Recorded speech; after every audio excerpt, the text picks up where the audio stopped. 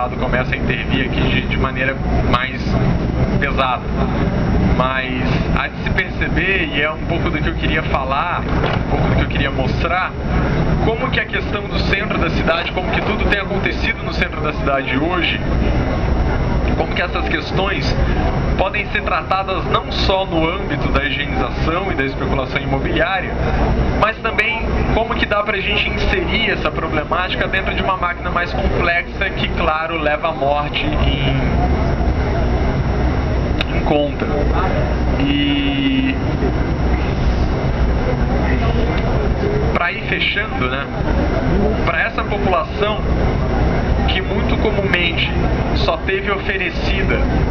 ou a morte simbólica ou política, isso pouco importa, morte é morte. Muito do que foi oferecido para elas foi a morte, uma guerra no centro da cidade que elas não são obrigadas a participar, e em grandes medidas que elas nunca escolheram participar. Como que essa população, à sombra de um passado do qual não são culpados e no vislumbre de um futuro ainda mais terrível, esse tipo de população, e quem está aqui muito comumente, muito provavelmente sabe, né, que o capitalismo ele vive de exclusão, ele vive de especulação, ele vive de imolação e ele vive de segurança, que cada vez mais esse quadro tem potencializado lucrativos negócios, né? Que vão desde a indústria bélica, desde a indústria química, até acordos entre Estado, mundo do crime, acordos com bancos internacionais, fundos monetários e por aí vai. Desse modo, o que eu queria apontar com essa minha fala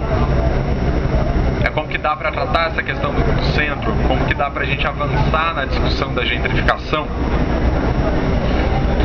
sem deixar de lado uma analítica de políticas que fazem uso da morte em seu sentido mais amplo como um modo de fazer política, como uma tecnologia de governo, inscrevendo a morte não só em relações de guerra, mas também em um novo marco de racionalidade política, onde ela não assume mais a função de fim, mas a morte passa a assumir a função de meio, criando todo um regime político, criando todo um regime econômico, todo um regime institucional e todo um regime de produção de verdades. Então, fechando essa fala, né, eu penso que a gente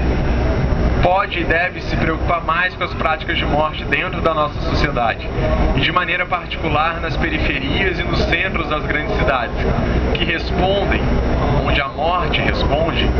a uma lógica de destruição total ou parcial, simbólica e material de determinadas relações que não se conformam com as dinâmicas políticas e econômicas,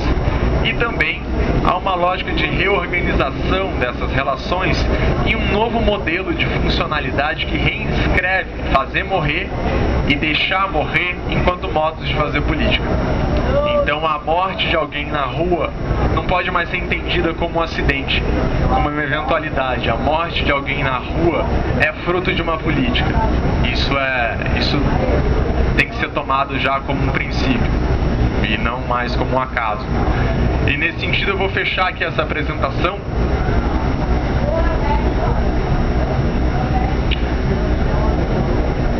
jogando um pouco de algumas bases que a gente pode levar em consideração para fazer avançar todo esse debate, que tem a ver justamente com o fato de que o diagrama da democracia, o diagrama da cidadania, o diagrama do direito, em alguma medida o diagrama dos direitos humanos, eles não são mais suficientes. E isso de um lado. E de um outro lado, é a gente, só reforçando o que eu estava dizendo, pensar em como a morte ela se tornou o signo pelo qual deve ser problematizada a economia e a política contemporânea, sendo a morte ela mesma o motor das instituições, sendo a morte ela mesma o motor da ordem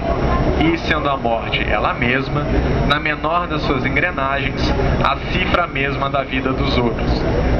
E é isso. Obrigado. Eu tentei ser o mais rápido possível para todo mundo conseguir falar.